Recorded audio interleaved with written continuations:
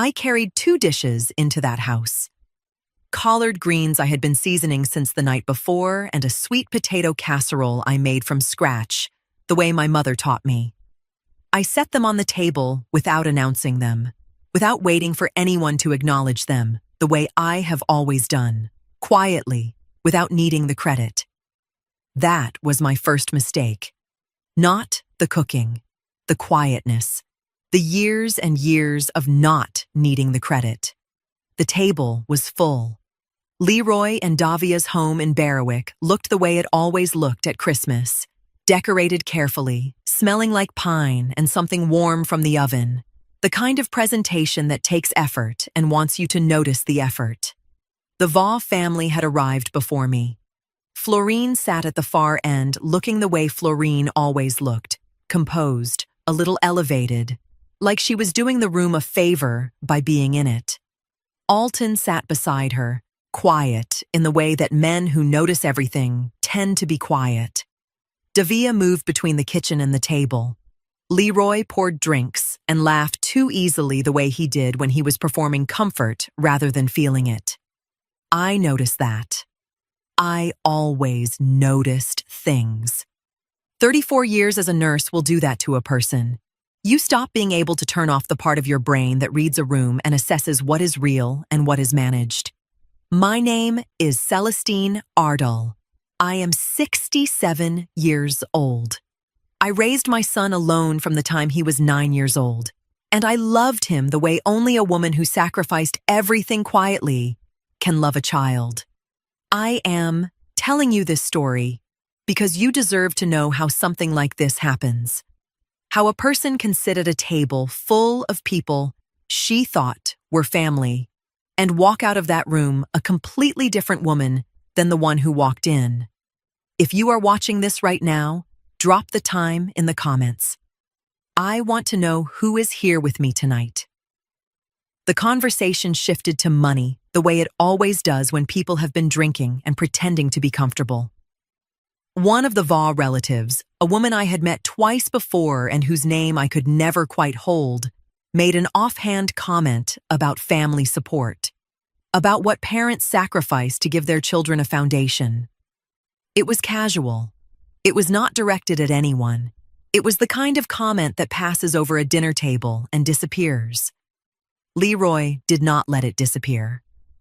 He looked across the table at me, not heated, not emotional, almost conversational. The way a man speaks when he has already decided what he is going to say and is simply releasing it. He said, "You couldn't be half the woman my mother-in-law is." The table laughed. Some of them nervously, some of them genuinely. Nobody stepped in. I read his face the way I had read patients for 30 years, assessing what was real and what was performance. What I saw was not anger. It was calculation. He had weighed the cost of that sentence before he said it and decided it was worth it. That was the thing that moved something in me. Not the insult, the calculation behind it. I stood up. I looked at him for one moment and I said, "Good. Let her pay your bills then. I'm done." I picked up my purse. I walked to the door. Behind me, the room went silent in the way rooms go silent when something irreversible has just happened. Then Davia's voice came through that silence. Quiet, precise. The kind of voice that does not need volume to stop a room cold. "What is she talking about? We haven't received a cent from you." I did not turn around. I walked out. I sat in my car in that driveway and I did not go back inside. I told myself I was done. I meant it completely. I started the engine and I pulled away slowly, and just before I reached the end of the street, I glanced in my rearview mirror. The dining room light went off. Then every light in that house went dark at once. It was 10:30 on a Christmas night. Nobody leaves a full dinner table to sit in the dark. The Vaughs left before 11. I know this because Davia told me later, in the kind of detail that people remember when they are replaying a night they wish had gone differently. The dishes were still on the table. The candles were still burning. And Leroy, before the last car had fully pulled out of the driveway, was already constructing the story he intended her to believe. He was calm. That was the first thing Davia noticed. Not defensive, not rattled. Calm the way a man is calm when he has already decided what the narrative is going to be and is simply delivering it. He sat across from her at that same table where everything had just happened, and he spoke in the measured, almost gentle tone he reserved for moments when he needed her to feel like the reasonable one for listening. He told her his mother had sent small amounts of money years ago, nothing significant. He said Celestine had always struggled with feeling like she wasn't doing enough, that the comment at the table had embarrassed her, that she had reacted the way proud women react when their limitations get named in public. He said it with such quiet sympathy for his own mother that Davia felt herself softening toward an explanation she had not even fully examined yet. She wanted to believe him. She had spent 6 years wanting to believe him, and she was good at it by now. But she watched his hands while he talked. Leroy was a man who moved when he spoke. Small gestures, a finger tapping the table, his thumb running along the edge of his glass. It was how she had always known when he was comfortable. His hands were completely still. They sat flat on the table in front of him and did not move once for the entire conversation. In 6 years of marriage, Davia had never seen her husband's hands completely still when he was telling the truth. She said nothing about it. She filed it in the place where women file the things they are not yet ready to name. The next 2 days moved the way days move after something unsettling. On the surface, normally. Leroy went to work. Davia went to work. They spoke in the shorthand of a household maintaining its routine. She did not bring up the dinner. He did not bring up the dinner. The silence around it was so practiced it almost felt mutual. Then, on the second day, she was in the kitchen making coffee when his phone lit up on the counter. She was not looking at it. She did not intend to look at it. But Leroy crossed the room and picked it up with a speed that did not match the casual morning they were having. Faster than the moment required, the way a person moves when something cannot be seen. She caught 1 second of the screen before he turned it face down. Green and white interface. A number. A notification she did not read. A sports betting app. He said nothing about it. He put the phone in his pocket and asked her if she wanted eggs. She said no. She turned back to the coffee. She did not ask him about the screen. She filed it without knowing she was filing it. The way the body catalogs danger before the mind is ready to call it that. 3 days after Christmas, she was in his home office looking for a tablet charger. She checked the desk drawer. The tablet was there. Screen still active. Timeout not yet triggered. Leroy had left the house in a hurry that morning. He had not noticed. His email was open. The first thing on the screen was a Zelle transaction confirmation. Transfer received. Contact name, Mom. Amount, $14,000. Date, 6 weeks ago. Davia did not move. She stood in that office in the quiet of that house and read those words 3 times. His mother had sent nothing significant. That was what he said. $14,000. Davia did not panic. That was the first thing she told me when we finally sat across from each other, that her first instinct was not to fall apart, but to get still. She said it the way a woman says something about herself that surprises her, like she was only just learning what she was made of. She stood in that home office with the tablet in her hands, and she made a decision. She was not going to confront him. Not yet. Not without knowing what she was actually confronting.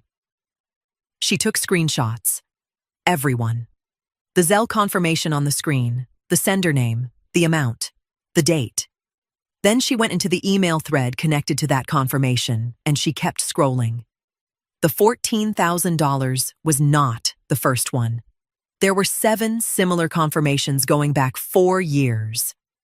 Same contact name, same type of transfer, each one a number that no reasonable explanation made small. She photographed every screen without moving from that spot. Her hands did not shake. She told me later that her hands had never been steadier in her life, and she did not know what to make of that. She searched further. That was the thing about Davia. She did not stop at the edge of what was uncomfortable. She kept going. Leroy had left the house in a rush that morning. She remembered it clearly now. A missed call from work. A half-finished cup of coffee still sitting on the kitchen counter.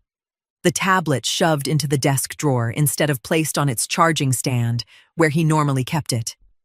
He had not expected anyone to touch it. He had barely expected to leave as quickly as he did. And 3 emails down from the last Zelle confirmation, she found something that did not belong to any story Leroy had ever told her. An email from a property management company. A NODA address.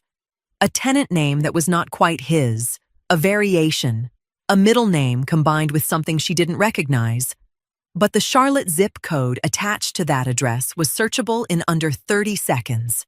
She searched it. She wrote the address on a notepad she found in his drawer. Then she put the tablet back exactly where she found it. Screen still active, positioned the same way it had been. She closed the drawer. She walked out of that office and finished getting ready for work like a woman who had not just found the first thread of something she could not yet see the full shape of. She told me she drove to work that morning thinking about the 6 years behind her. Not emotionally, analytically. She was reconstructing the architecture, pulling at every piece she had accepted without examining. Leroy had managed their household finances from the beginning. It had seemed reasonable at the time. He was organized, he was consistent. He always had answers when she asked about the accounts. Her paycheck deposited into their joint account every 2 weeks. His commission checks were different, irregular, large, arriving at unpredictable intervals. He told her early on that he was routing them into a separate investment account he was building for their future. Something stable. Something intentional. She had believed him because he said it with the particular calm of a man who had already thought it through. She never asked to see the account. Not because she wasn't allowed to. Because every time she brought up finances, he already had an answer prepared. Statements summarized, numbers explained, plans outlined. Asking for more had slowly begun to feel unnecessary. And over time, unnecessary became unthinkable. Asking felt like distrust. And distrust, she had told herself for 6 years, felt like failure. She understood now that the architecture of her ignorance had not been accidental. It had been constructed one reasonable-sounding explanation at a time, over 6 years, by a man who understood exactly how trust could be used as a door that only opened from one side. The next day on her lunch break, she drove to NODA. She parked across the street from the address she had written on that notepad. She sat there with the engine off. She did not know exactly what she was waiting for. She told herself she was only looking at a building. She sat there for 11 minutes. On the 12th minute, Leroy's Infiniti pulled into the parking lot. He got out carrying a bag from a restaurant she had never heard him mention. He did not look around. He did not check the street. He walked straight to the building entrance the way a man walks into a place that belongs to him.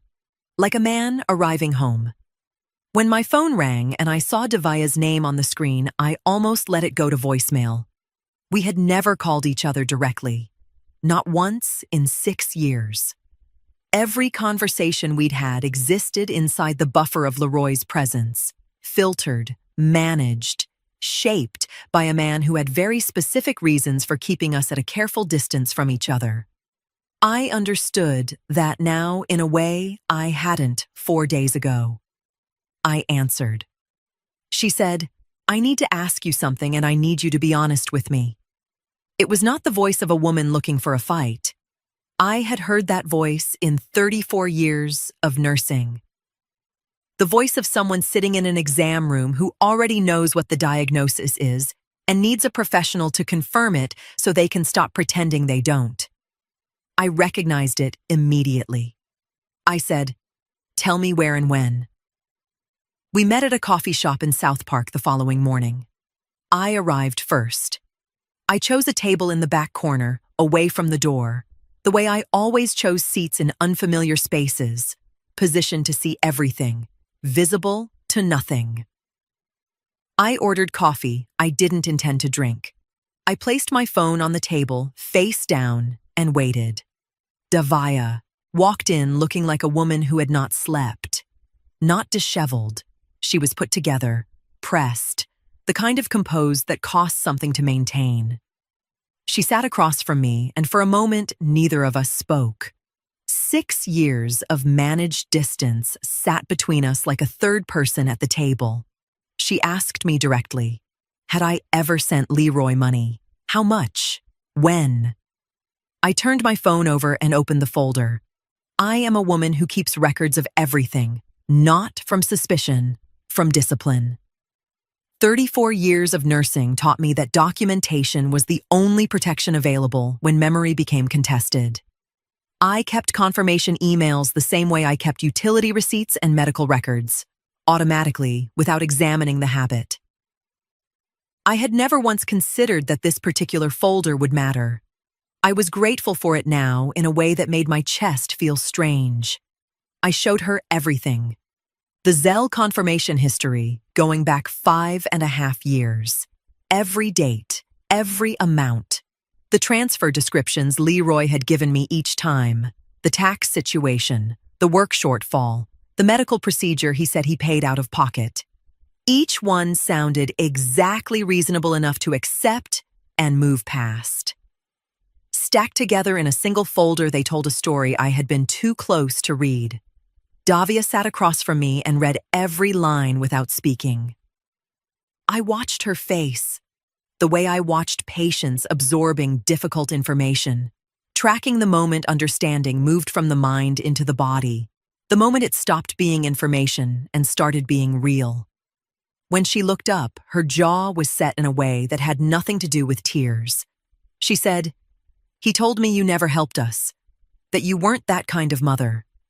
I did not respond to that. There was nothing to say about it that the folder hadn't already said better. I told her the total I had calculated after Christmas night, the number I had spent 4 days not wanting to look at directly. When I said it out loud, her eyes closed for exactly 2 seconds. Then they opened again.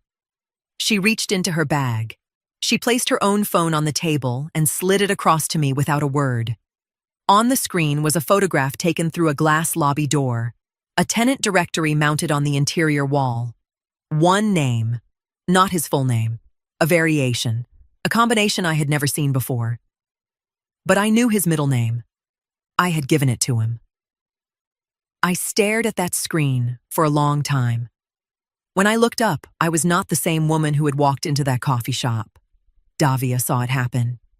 She told me later she didn't have a word for what crossed my face in that moment. It wasn't grief. It wasn't shock.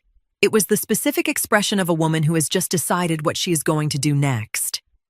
Davia did not call ahead. She told me later that calling ahead would have given her mother time to prepare an answer. And she did not want a prepared answer. She wanted the truth that lives in the first 3 seconds of a person's face before they have time to arrange it. She drove to Ballantyne straight from South Park, still carrying everything we had laid on that coffee shop table between us, still carrying the photograph of that tenant directory. She parked in her parents' driveway, walked to the front door, and knocked once. Florine opened the door and read her daughter's face in the way that mothers read faces, immediately, completely, before a single word was spoken. Whatever she saw there made her step back from the threshold without asking why Davia had come. Alton was in the living room in his chair. The television was on, but he was not watching it. He looked up when Davia walked in, and something in the way he straightened, Not dramatically, just a quiet shift of his whole posture, the kind of adjustment a man makes when he understands that what is about to happen requires his full attention, told Florine this was not a visit. Alton had a posture she had learned over 38 years of marriage. He reserved it for things that mattered. Davia set the documentation on the coffee table without preamble. The screenshots, the Zell history, the tenant directory photograph. She laid it out the way her father had taught her to present evidence without theater. Let the material speak before you do. Then she looked at her mother and asked one question. Had she ever given Leroy money privately, without telling Davia? The room held the question the way a room holds, a sound after it has stopped, present, hovering, waiting for something to resolve it. Florine looked at the documentation on the table. Then she looked at her daughter. No, she said automatically, not sharply, not defensively. The way people answer a question they think they already understand. Then her eyes returned to the photographs, the Zell transfers, the tenant directory, the address. The silence stretched. Davia did not argue. She did not repeat the question. She simply waited. Florine looked at the paperwork again. Her expression tightened. I don't know what Celestine has told you, she said carefully. But if this is about helping you two from time to time, that's different.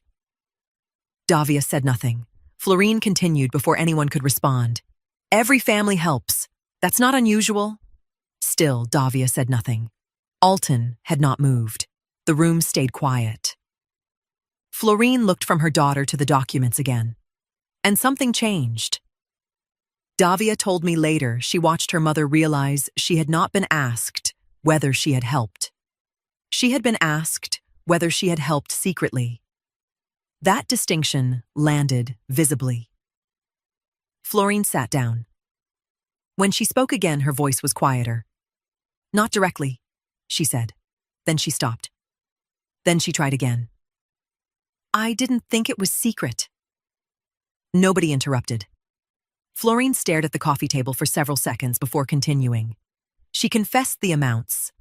Smaller than what Celestine had given, but consistent, patient, delivered over 5 years, in the careful intervals of a woman who believed she was quietly keeping her daughter's household from slipping. She confessed the years, and then she confessed the instruction Leroy had given her at the very beginning, the one that had made the whole arrangement feel reasonable at the time. He had told her not to tell Davia. He said he didn't want his wife to feel like they were living on charity. He said it with the particular dignity of a proud man protecting his household's self-respect. And Florine, who had always privately believed that Leroy needed managing but had never stopped believing he loved her daughter, had accepted it completely. Then something occurred to her. Davia watched it happen. Florine looked down at the transfer dates again. 5 years. 5 years of separate conversations. 5 years of separate explanations. 5 years of the same instruction. For the first time since Davia arrived, Florine looked genuinely unsettled. He told me not to tell you every single time, she said quietly. Nobody responded, because nobody needed to. The room went completely quiet. Alton had not spoken once since Davia walked through the door. He had only listened, his posture unchanged from the moment he straightened in his chair. Now he set his phone on the side table beside him, not casually, deliberately, the placement of a man who has made a decision, and said something quietly, almost to himself, in the tone he used when he was not asking for agreement but simply naming what was true. He said, "That man has been running a scheme." Nobody responded. There was nothing to add to it. Then he picked his phone back up and began scrolling. He found what he was looking for. He looked up at Florine and Davia and said, "I know a family attorney in Charlotte who handled something like this before. I'm calling her in the morning." Florine looked at him. Davia looked at him. Neither of them said a word.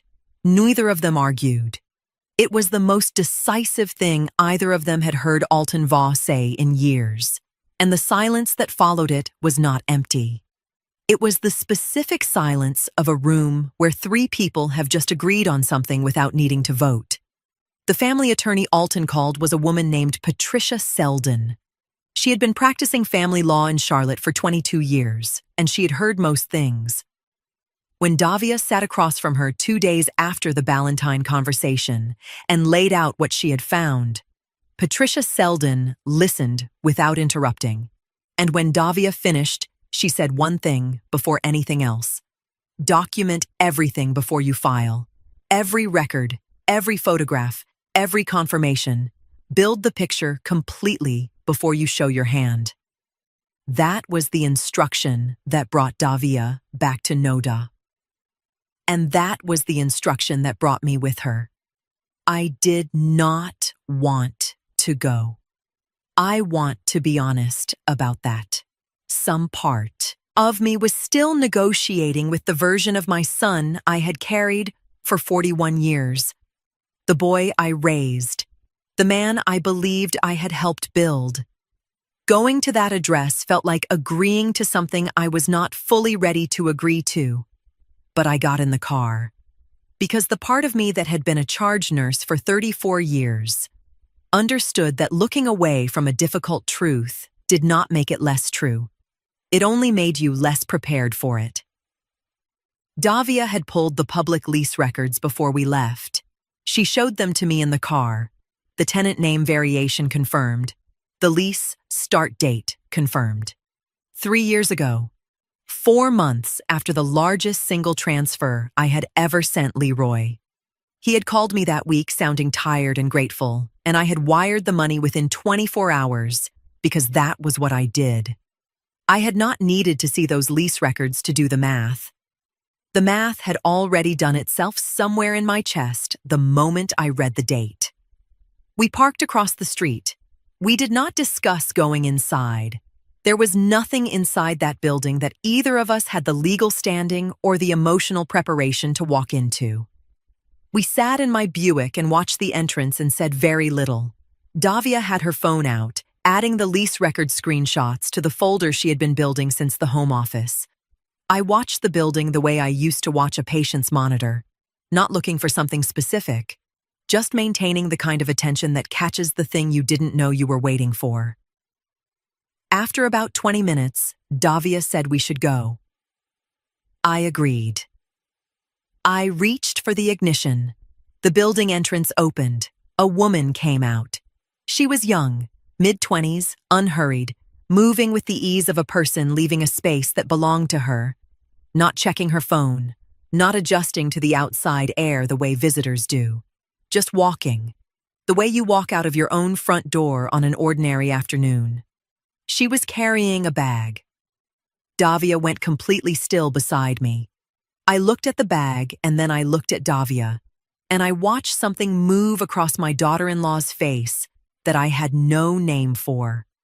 Not quite recognition, not quite devastation, something that lived in the space between the two. She said, almost to herself, "I showed him that bag 6 months ago. I told him I liked it. He said it was out of our budget." Then she stopped. The woman reached into her car for a pair of sunglasses. Davia stared. "I know those too." Her voice was barely above a whisper. I looked at her. She never took her eyes off the woman. Same brand, same style. The woman closed the car door. A bracelet caught the sunlight for a second as she adjusted the strap of the bag. Davia exhaled once. "I sent him a picture of that bracelet before my birthday." Then she frowned slightly. Not at the woman, at something else. "He never bought any of them." I looked at her. "He told me they were irresponsible purchases." The woman got into her car. For a moment, neither of us spoke. Then Davia did something she had not done since we arrived. She took a photograph. Not of the woman, of the license plate. The woman drove away. Neither of us knew who she was. Neither of us knew whether she mattered. But Davia saved the photograph anyway. The way people save details when they no longer trust themselves to decide what is important and what isn't. I started the engine. I drove for 15 minutes without speaking. The silence between us was not uncomfortable. It was the silence of two women absorbing the same truth from different angles, each of us needing the space to let it settle without being asked how we felt about it. Then I heard myself say it, quietly, not to Davia exactly, more to the windshield, more to the version of my son I was still in the process of letting go of. He asked me for money the same week he signed that lease. Davia said nothing. I said nothing else. We drove the rest of the way home in complete silence. Patricia Selden filed the separation papers on a Tuesday morning. She chose the timing deliberately, midweek, mid-morning, when the uptown Charlotte office where Leroy worked would be at full capacity. When the process server walked into that commercial real estate firm and asked for Leroy Ardell by name in front of his colleagues, it was not a coincidence. It was the first deliberate crack in the surface of everything he had spent years constructing, and Patricia Selden had placed it there with the precision of a woman who understood that exposure was its own form of documentation. Davia told me he called her 4 times in the hour after service. She watched the phone light up each time and let it go. There was nothing he could say that the paperwork had not already said more accurately. On the 5th attempt, he left a voicemail she did not listen to until 3 days later, and by then, it no longer had the power he had intended it to carry. He called me once. I saw his name on the screen, and I set the phone face down on my kitchen counter and went back to what I was doing. There was a time when that call would have stopped everything in me. That time had passed somewhere on the drive home from Noda, on a stretch of road where I had said something quiet to a windshield and meant every word of it. He came to Enderley Park that evening. I heard his car before I saw it. The specific sound of that Infinity engine, a sound I had known for 3 years, pulling up to the curb in front of my house just after 7. I did not go to the window immediately. I gave myself a moment in the kitchen, the way I used to give myself a moment before walking into a difficult patient room, not to prepare what I was going to say, but to make sure I was fully present for whatever was about to happen. I went to the door. I opened it. He was standing on my porch in his work clothes, tie loosened, looking composed in the way that men look composed when composure is the last tool they have left. He opened his mouth to speak. I looked at him for 3 seconds. I closed the door. I stood in my hallway and listened. I heard him exhale on the other side of the door. Not a dramatic sound, just the sound of a man absorbing something he did not have a prepared response for. Then silence. I went back to my kitchen. I did not look out the window. I made myself a cup of tea, and I sat at my table, and I listened to the quiet of my own house, and I told myself that was enough. 20 minutes later, my phone rang. It was my neighbor Greta. Her porch sits directly across the narrow street from mine, close enough that we have waved good morning to each other nearly every day for 11 years. She said, "Celestine, your son is still sitting on your front step. I didn't know if you knew." I thanked her and I walked to my front window and I moved the curtain aside just enough to see. He was there, sitting on the cold concrete of my front step with his elbows on his knees, not looking at his phone, not performing for the street. There was nobody watching him. The neighborhood was quiet. He was just sitting in the cold, in the dark, looking at the ground in front of him like a man who had nowhere else to be. Something in me moved. I will not pretend it didn't. He was still my son, and that fact did not disappear because of what he had done. Then I remembered the lease start date. I remembered the transfer date. I remembered the same week. I let the curtain fall. 3 days after I closed that door on my son, my cousin Hattie called me. Hattie had always been soft toward Leroy.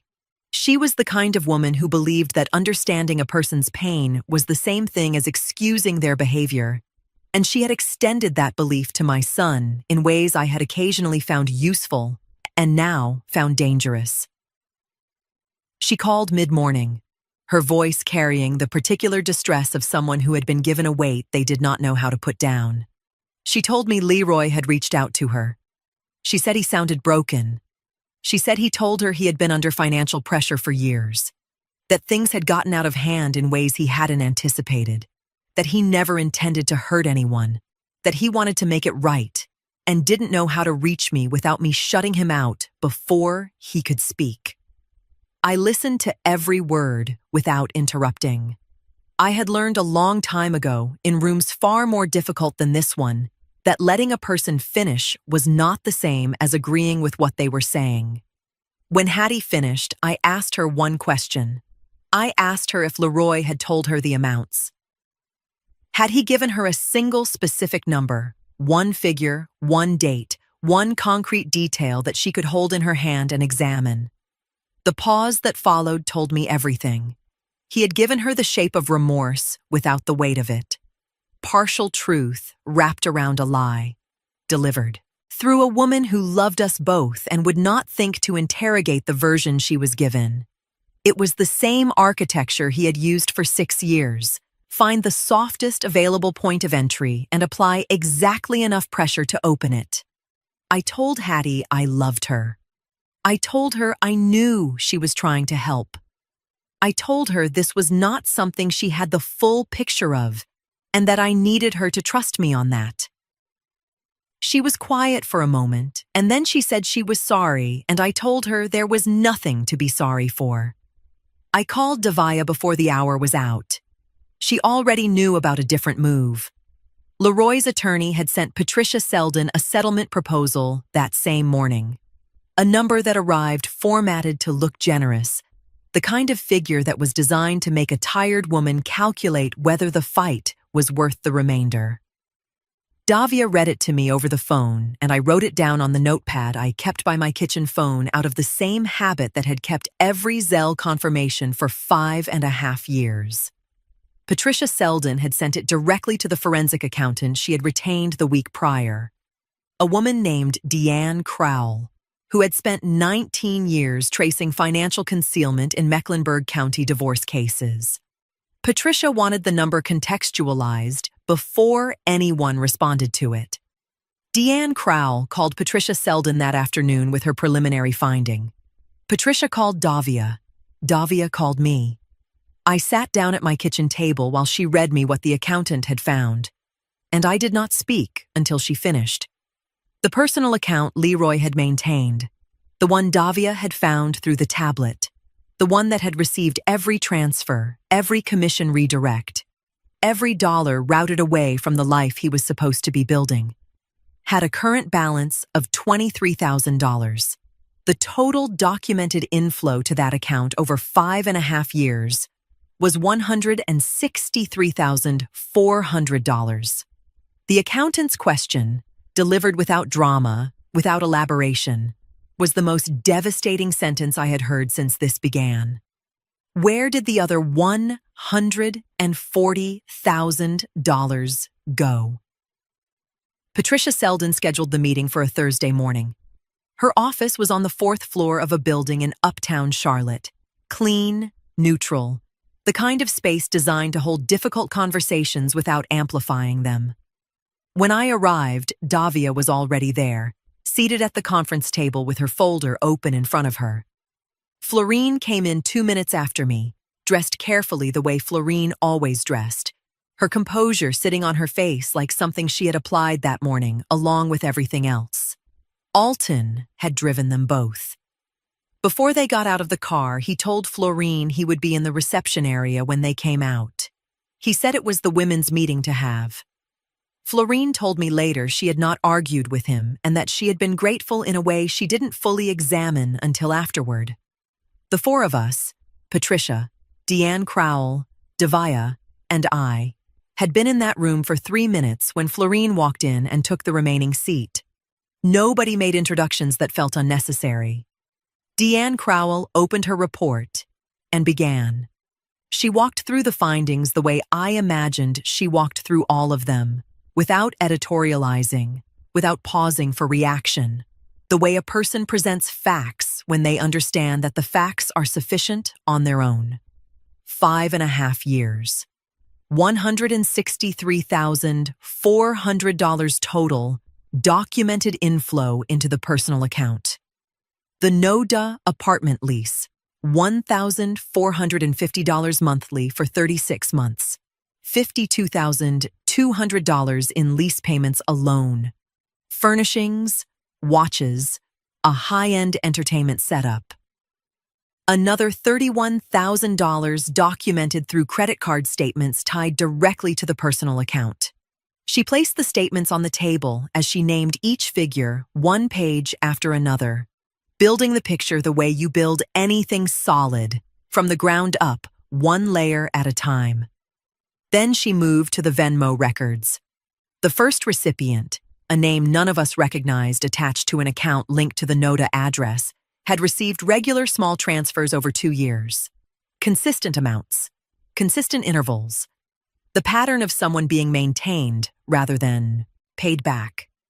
Davia asked the question before anyone else could. Do we know who that person is? Deanne glanced at her notes. Not yet. We know the account was active from the apartment address. We know funds moved regularly. We do not yet know the nature of the relationship. The answer settled over the room without resolving anything. In some ways, it made the picture worse. Affairs, roommates, favors, hidden arrangements, uncertainty creates its own category of damage. Then Deanne looked down at the page again. There is one thing we do know. The room became very still. She tapped the transfer history. The payments stopped abruptly 6 weeks ago. Nobody spoke. Davia frowned. What happened 6 weeks ago? Deanne looked at her notes. The same week, Mrs. Ardell confronted him at Christmas. The silence that followed felt different. Not because it answered anything, because it didn't.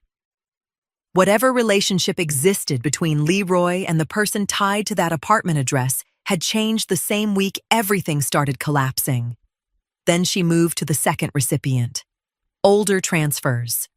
A different name entirely. A different pattern. Irregular amounts. Longer gaps between payments, spanning 4 years. She set that page slightly apart from the others on the table. This one doesn't behave the same way, she said. Patricia looked up. In what sense? The amounts vary too much. The timing varies too much. The payments appear reactive rather than scheduled. She tapped one line lightly with her pen. It doesn't look like support. Nobody spoke. What does it look like? Davia asked. Deanne closed the folder halfway. That's what I'm trying to determine. Then she paused, long enough for everyone to look at her. If I had to make a preliminary observation, it looks less like somebody being taken care of and more like somebody being kept satisfied. The sentence landed heavily. Nobody asked the obvious follow-up question. Blackmail, debt, leverage. Nobody said the words, but every person in that room thought them. Deanne said the trace on that account was not yet complete and she would have the full picture within the week. Then she moved on without elaborating. I looked at that separated page for a moment, and then I looked back at Deanne Crowell, and I made a note to ask Patricia about it the moment the meeting ended. The remaining balance in the personal account, $23,000, was the last figure Deanne Crowell presented. She closed her report folder. The room was completely quiet. Then Florine spoke. She asked, in a voice that was controlled in the way that voices are controlled when the alternative is something the speaker will not allow in a professional setting, how much of what she had contributed was reflected in those figures. Deanne Crowell opened the folder again. She cross-referenced the transfer dates Florine had provided to Patricia the previous week, against the lease payment timeline. It took her less than 90 seconds. She looked up and said that every dollar Florine had transferred to Leroy over the course of 3 years could be accounted for directly in the no-to-lease payments. The amounts aligned. The timing aligned. There was no remainder. Florine had paid her son-in-law's secret apartment for 3 years without knowing it existed. The room absorbed that in silence. I watched Florine's face. She did not cry. She did not look away. What moved across her expression in that moment was not grief and it was not shock. It was something harder and quieter than either. The specific look of a woman who has just understood exactly how she was used and has already decided it will never happen again. The hearing was on a Wednesday morning in the Mecklenburg County Courthouse. I dressed the way I used to dress for difficult days at the hospital, not to impress anyone, but to remind myself who I was before I walked into the room. Patricia had prepared us the night before. She told us what Leroy's side would argue, and she told us how she intended to answer it. She was not a woman who used unnecessary words, and I appreciated that. She said the hearing was not the final judgment. It was the first formal step, the moment the court's eyes opened on what had been happening inside this marriage for 6 years. She said to let her do the talking and to let our stillness speak for itself. Leroy was already seated when we entered. He was in a dark suit, his attorney beside him, his posture arranged into the specific configuration of a man who has decided that looking calm is the same as being in control. I sat beside Patricia without looking at him directly. Davia sat on my left. Florine and Alton were in the row behind us. Leroy's attorney made his argument with the confidence of someone who had prepared it carefully. He characterized the transfers from me and from Florine as voluntary gifts, money given freely by family members with no expectation of return, funds that could not legally constitute marital assets subject to distribution. He presented it cleanly. It was the strongest version of the argument available to him, and he knew it. Patricia let him finish. Then she placed Deanne Crowell's report on the table and walked the court through it without rushing. The hidden personal account maintained across the entire marriage. The lease executed under a name variation specifically designed to prevent identification. The settlement proposal submitted at less than 30 cents on every dollar the account had received. She did not editorialize. She did not perform outrage. She simply laid one documented fact beside another until the pattern was visible to everyone in the room who was willing to see it. The judge was a woman in her 60s who listened to both sides with the same expression, which was no expression at all. She asked 2 questions during Patricia's presentation, both of them precise, neither of them answerable with anything other than what the documents already showed.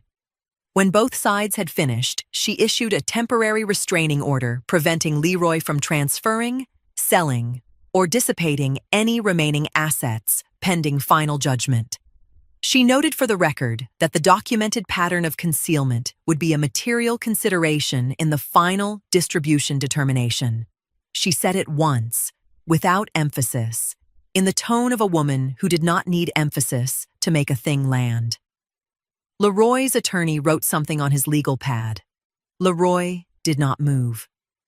Outside the courthouse, the November air was sharp and flat. Alton had gone to bring the car around. Davia and Florine stood together at the top of the steps, talking in the low voices of people processing something large in a public space. I walked toward the bottom of the steps alone, my coat pulled close, thinking about nothing specific and everything at once. He was standing near the bottom. Leroy, not positioned there deliberately. He had simply not moved yet, standing with his attorney a few feet away, having a conversation that had already ended. I was within 10 feet of him before either of us registered the other. He looked at me. Not the composed look from my porch. Not the calculated look from the Christmas table. Just looking. the way a person looks at something they have lost and are standing close enough to finally understand the actual size of what that is. I did not stop walking. I did not look back, but I felt it move through me as I passed him. The fact of him, the 41 years of him, the boy and the man and everything in between. I felt it. I did not let him see that I felt it. Those are two entirely different things. I have always known the difference. He came on a Thursday morning. I knew it was deliberate. Leroy had always known my schedule the way children know their mother's routines without being taught them. Thursday mornings I was home. No appointments, no errands until afternoon. He knew I would be alone, and he came anyway, which told me this visit was not about an audience. Whatever he needed to say it to me specifically. I heard the knock, and I knew before I reached the door. I let him in. Not because I had softened. I want to be precise about that. I let him in because I had spent 34 years reading people in their most unguarded moments, and I understood that what a person says when there is no one watching is the only version of them worth knowing. I wanted that version. I wanted to hear what Leroy Ardell sounded like when he was not constructing anything. He sat at my kitchen table, the same table where I had sat after he left that cold evening on my porch. The same table where I had written down the settlement figure Davia read to me over the phone. He sat in the chair across from mine, and he put his hands flat on the table, and he looked at them for a moment before he looked at me. He did not perform? That was the first thing my instincts registered, and I trusted my instincts the way I had trusted them for 3 decades, not blindly, but with the earned confidence of a woman who had learned to read the difference between managed pain and real pain in the faces of people who had every reason to hide both. This was real.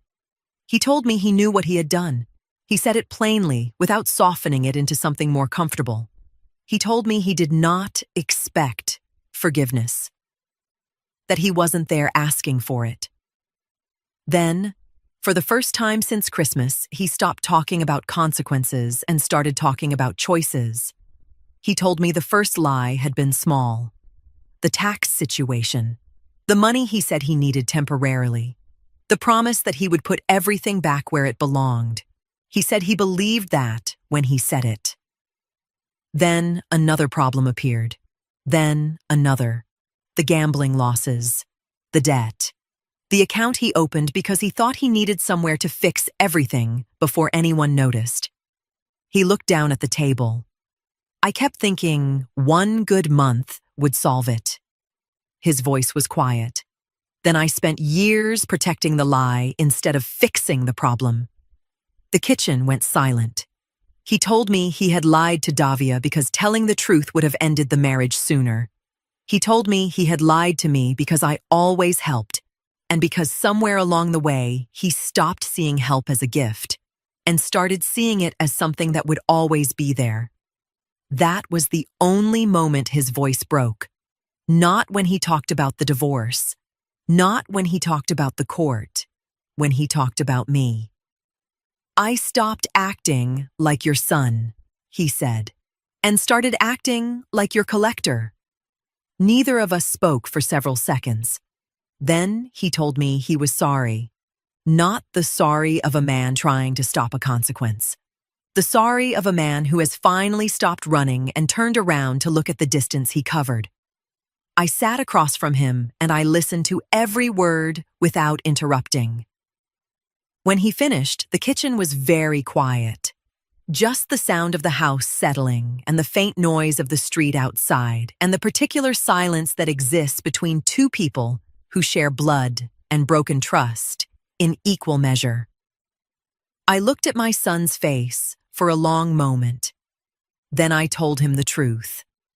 I told him that I believed he meant what he was saying. I told him my instincts had never failed me, and they were not failing me now. I could see he was not managing this.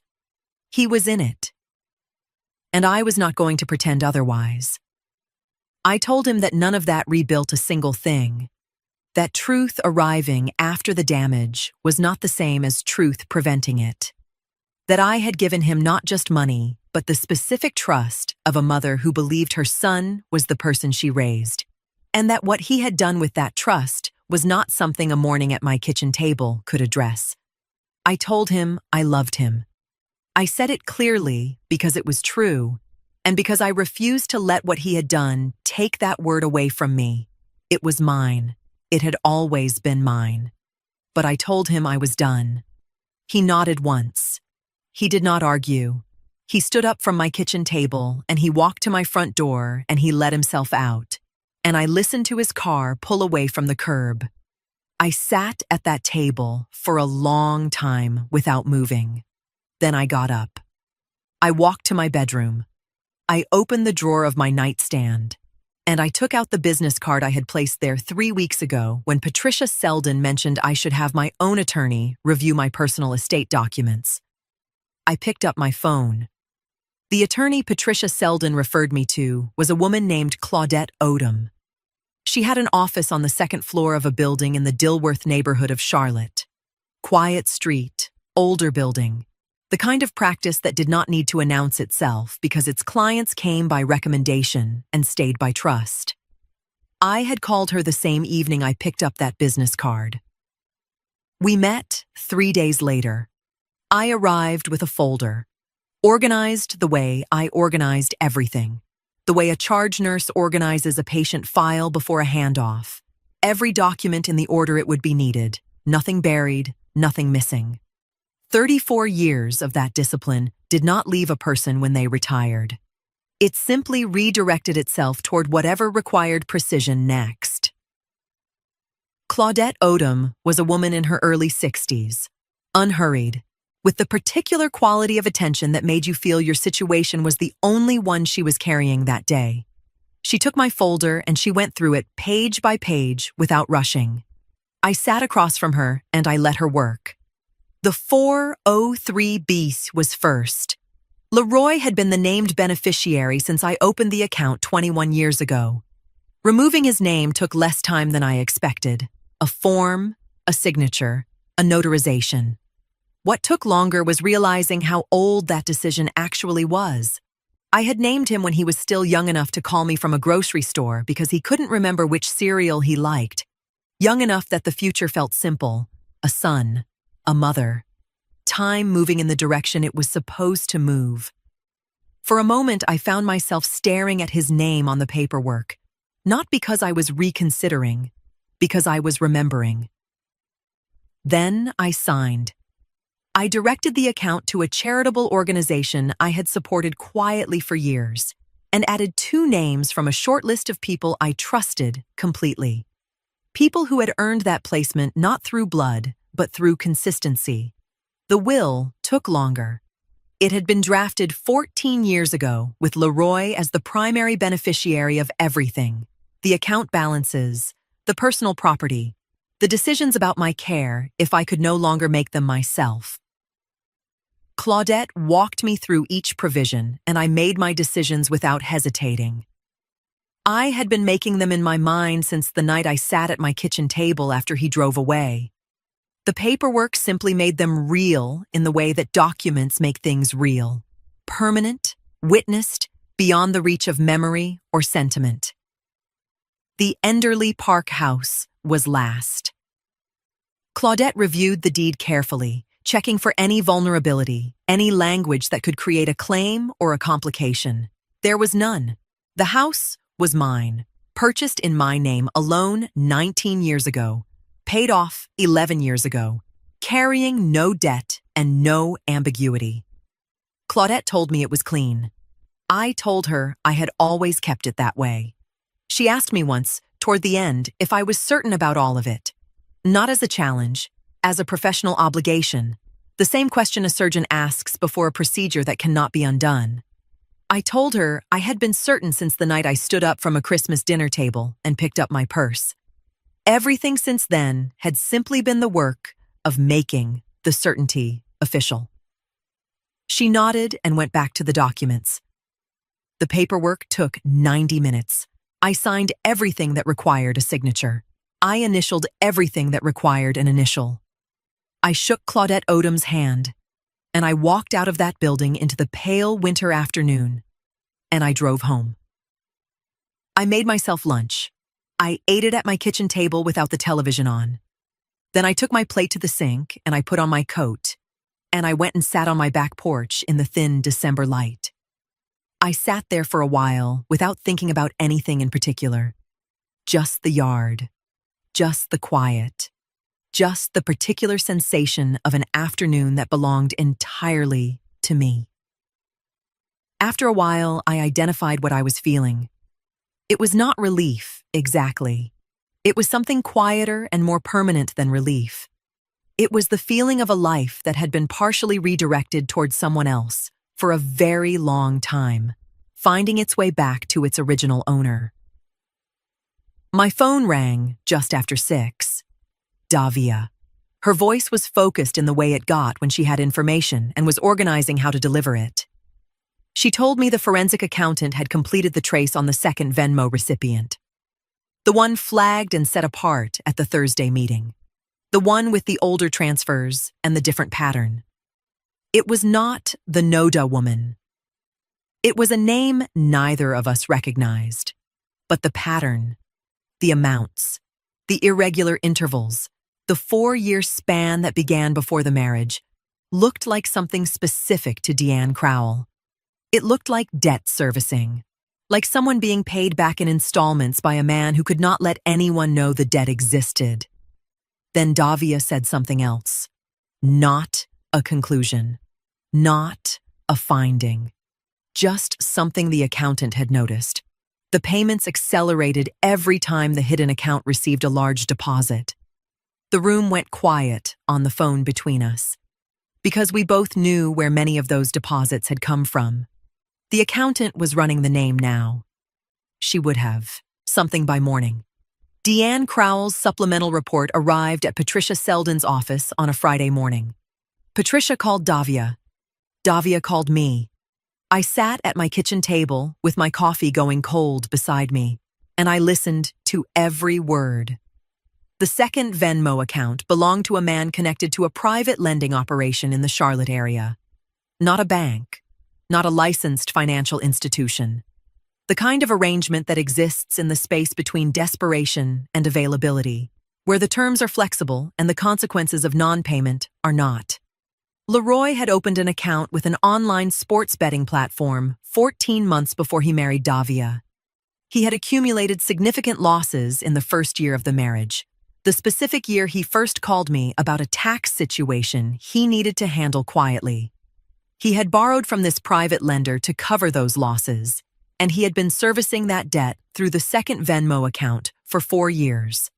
The total paid, approximately $28,000. The debt had not been fully retired. There was still a balance. Patricia told Davia something Deanne Crowell had added verbally after the report was finished. The payment pattern matched panic, not investment, not business activity, not a person making calculated financial decisions. Panic. Whenever the balance increased, the transfers increased. Whenever payments slowed, the lender contact resumed. The records showed the same cycle repeating itself for years. Loss, borrowing, concealment, repayment, then loss again. Then Patricia added something else.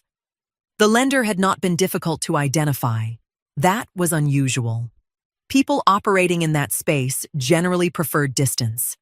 This man had not hidden particularly well. According to Deanne Crowell, that usually meant one thing. He had never expected the arrangement to be examined. He had expected the borrower to keep paying. Forever, if necessary. I wrote that down too. Forever, if necessary. Deanne Crowell's summary was one sentence that I wrote down word for word on my notepad. The subject was not building a secret life in addition to his obligations. He was managing a financial hole he had dug before the marriage began, and using every available source around him to keep it from surfacing. I set my pen down. Every request he had ever brought to me suddenly reorganized itself in my mind. Not as need, not as pressure, but as management. He had been managing me the same way he managed every other resource, systematically, quietly, for years. And suddenly something else became clear. The apartment, the hidden account, the lies to Davia, the lies to Florine, the money from me. None of them had been separate decisions. They were all the same decision repeated over and over. Protect the secret. Davia told me about the betting app the same morning the report came in. She said she had remembered it again when Patricia described the platform. The green and white interface she had caught on his phone screen 2 days after Christmas. The notification he turned face down before she could read it. She said she had filed it and forgotten it, and now could not stop thinking about the fact that she had been standing in her own kitchen holding the answer to a question she hadn't known to ask. I told her what I had always known about the details people dismiss, that we file them because some part of us already understands they matter. We just need the rest of the picture to show us where they go.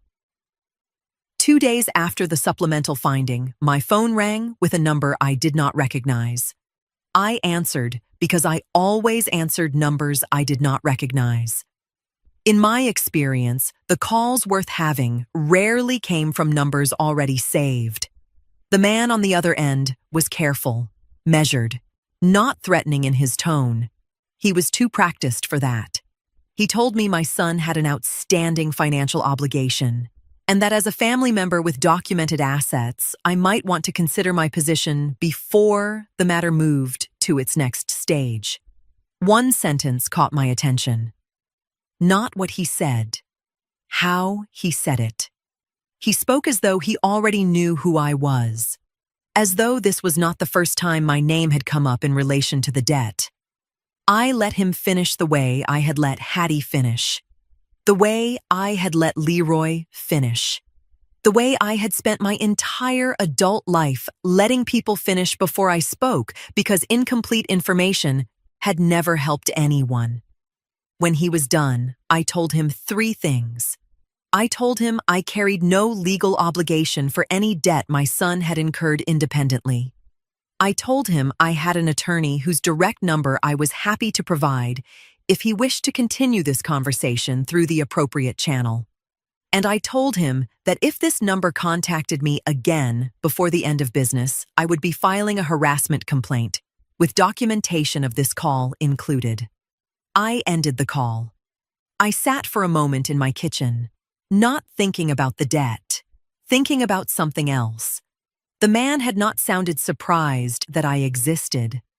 Then I called Claudette Odom and documented every word. Patricia presented the supplemental finding to Leroy's attorney the following morning. The gambling debt, serviced from the hidden marital account across 4 years, constituted additional dissipation of marital assets under North Carolina law. It was not a gray area. Leroy's attorney requested 48 hours to consult with his client. Inside those 48 hours, Leroy called my phone. I did not answer. He left a voicemail. I did not listen to it immediately. I let it sit there for several hours while I went about my afternoon. The way you let something sit when you are not yet sure you are ready for what it contains. That evening, I walked out to my car, still in the driveway as the December dark came in. I sat in the driver's seat without starting the engine. I opened the voicemail and I listened to it once all the way through. Then I deleted it. The final hearing was on a Tuesday morning in January. 3 weeks after Leroy's attorney had requested 48 hours and used every one of them to produce nothing that changed the weight of what Deanne Crowell had documented. I dressed the same way I had dressed for the first hearing, not for anyone in that room, but for myself. A woman who knows who she is does not need a courtroom to confirm it. She only needs to remember it clearly enough to walk in without flinching. Patricia had told us the night before that the preliminary hearing had done its work. The TRO had held. No assets had moved. The forensic report was entered into the record without successful challenge. She said what remained was the judge's determination of how the law applied to what had already been established as fact. She said it the way she said everything, without decoration, without false comfort, without asking us to feel anything in particular about it. We sat in the same configuration as before, Patricia beside me, Davia on my left, Florine and Alton in the row behind, Leroy at the defense table with his attorney, his posture arranged with less precision than the first hearing. 3 weeks of 48 hours had taken something out of the performance. The judge entered, and the room stood and sat, and the hearing began. Leroy's attorney made his final argument efficiently. He had narrowed his position to what could still be reasonably defended. The voluntary gift characterization had not survived the preliminary hearing, and he did not resurrect it. He focused instead on proportionality, on the limits of dissipation claims, on the argument that his client's remaining assets were modest, and that the award should reflect that modesty. Patricia's response took 11 minutes. I counted without meaning to. The habit of a woman who had spent decades tracking time in rooms where time was the resource that mattered most. She walked through the documented concealment from the first transfer to the final Venmo payment. She named the hidden account, the name variation on the NODA lease, the settlement offer, the gambling debt serviced across 4 years from marital funds, the lender's call to a 67-year-old retired woman who had transferred over $100,000 to her son in good faith. She did not raise her voice once. The judge listened with the same absence of visible reaction she had brought to the preliminary hearing. When Patricia finished, the judge reviewed her notes for a moment that felt longer than it was. Then she ruled. Davia was awarded the full assessed value of the NODA apartment contents. She was awarded a disproportionate share of the remaining marital assets. The court's direct response to the documented dissipation of funds that should have been marital property. Leroy was ordered to pay Davia's attorney fees in full. The provision, applied specifically because the concealment had been documented as both deliberate and sustained. The gambling debt was noted for the record as a separate personal liability, carrying no claim against marital assets or against any third party. The judge's final statement used the word concealment 4 times. It used the word deliberate 3 times. She did not look at Leroy while she spoke. She looked at the record. She was adding to it, and she wanted it to be accurate. Leroy's attorney leaned over and said something brief into his client's ear. Leroy did not respond. He sat at that table looking at its surface with the specific stillness of a man who has exhausted every available move and arrived at the place where there are no more. Outside the courthouse, the January air was cold and flat and clean. Alton said he would bring the car around. Davia stood beside me on the steps. We did not speak immediately. There was a particular quality to the silence between us that had been building since a coffee shop in South Park and had finally found its resting place. Florine stood a few feet away, slightly apart the way she had stood at the preliminary hearing. She and I were not warm. We had not become friends through this. What we had become was harder to name and more durable than friendship. 2 women who had been used against each other by the same pair of hands and had chosen, at the moment it mattered, to stand on the same side of the truth. After a moment, she crossed the distance between us. She said something quietly, just to me. Her voice was low enough that Davia, standing 2 feet away, could not have caught it. I looked at Florine Va for a moment. Then I nodded once. The car arrived. 6 months is enough time for a garden to begin forgiving neglect. Not enough time to forget it entirely. The evidence of absence is still there in the thin patches, the places where the soil compacted from being left alone too long. But enough time for things to come back if you show up consistently and do the work without demanding immediate results. I had learned that about gardens the same way I had learned most things worth knowing, by doing the opposite first and paying attention to what that cost. It was a Saturday morning in July. The Charlotte heat was already present at 8 in the morning the way it gets in summer. Not aggressive yet, just settled. The air thick and familiar. I was in my garden in the clothes I kept for outdoor work, my hands in the soil, doing what I had been doing every Saturday morning for 6 months, coming back to something I had let go without meaning to. The front door was a deep burgundy now. I had repainted it in February, on a mild afternoon when the winter loosened just enough to make it possible. I had chosen the color from a card at the hardware store without consulting anyone and driven home and done it myself in an afternoon.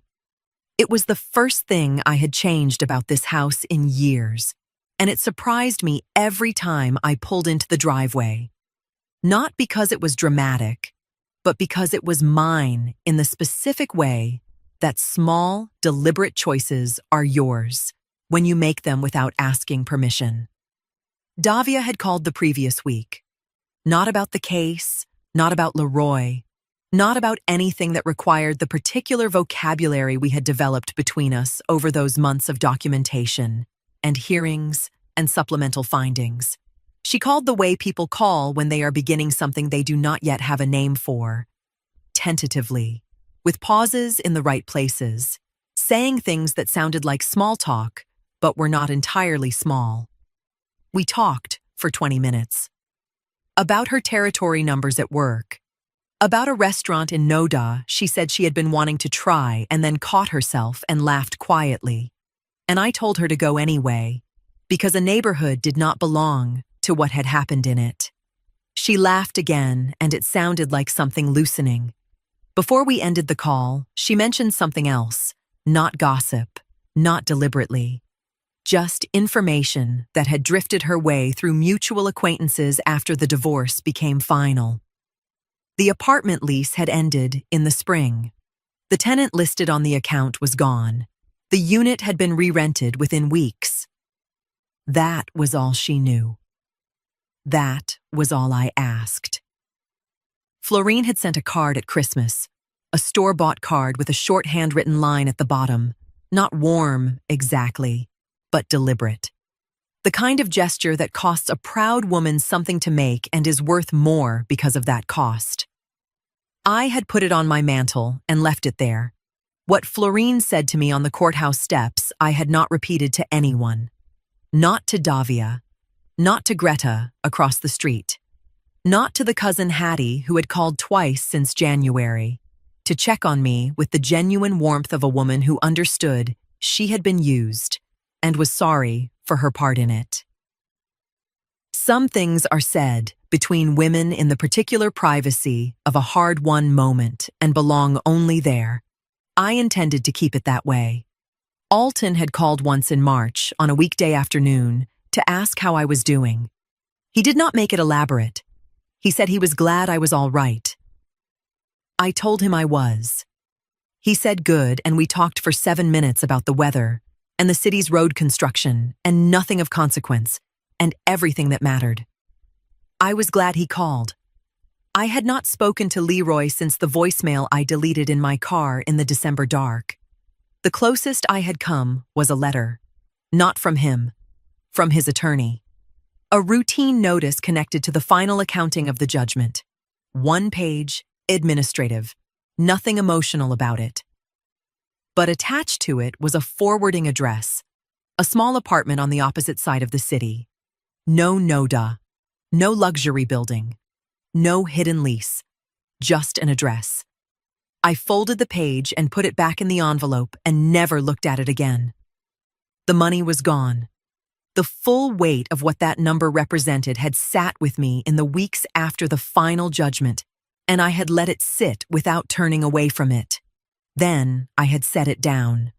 What replaced it was not a different amount or a recovered account or any material equivalent. What replaced it was something I had not had in the years I was sending it away. The specific clarity that arrives when a person stops funding someone else's story and begins living their own.